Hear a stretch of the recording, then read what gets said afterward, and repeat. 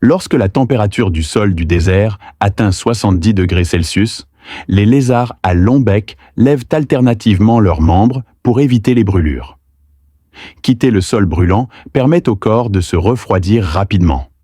Compter ses pattes devient crucial à ce moment-là, mais ces petites créatures rusées trouvent toujours un moyen de s'échapper. Même dans le désert aride, on trouve de l'eau. Chaque matin, tous les coléoptères du désert du Namib en Afrique remontent l'eau. La vapeur de l'océan Atlantique entre en collision avec le courant froid de Benguela, créant un épais brouillard. Ce brouillard dérive vers le désert aride avec la brise marine. Les coléoptères tournent leur corps à 45 degrés, permettant au brouillard de se condenser sur leur carapace lisse.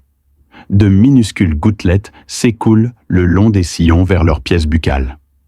Grâce à cette méthode astucieuse de collecte, les coléoptères peuvent boire la moitié de leur poids en eau d'un seul coup. Chaque créature de cette région a sa propre façon de s'approvisionner en eau. Les geckos effilés exposent leur corps au brouillard pendant de longues périodes, ce qui permet à leurs écailles de retenir complètement l'humidité et de savourer la douce rosée du matin. Cependant, une fois qu'ils ont fini de boire, ils s'en vont rapidement. Les environnements humides attirent davantage de prédateurs. Le venin des serpents du désert est puissant, ce qui rend leurs morsures difficiles à éviter.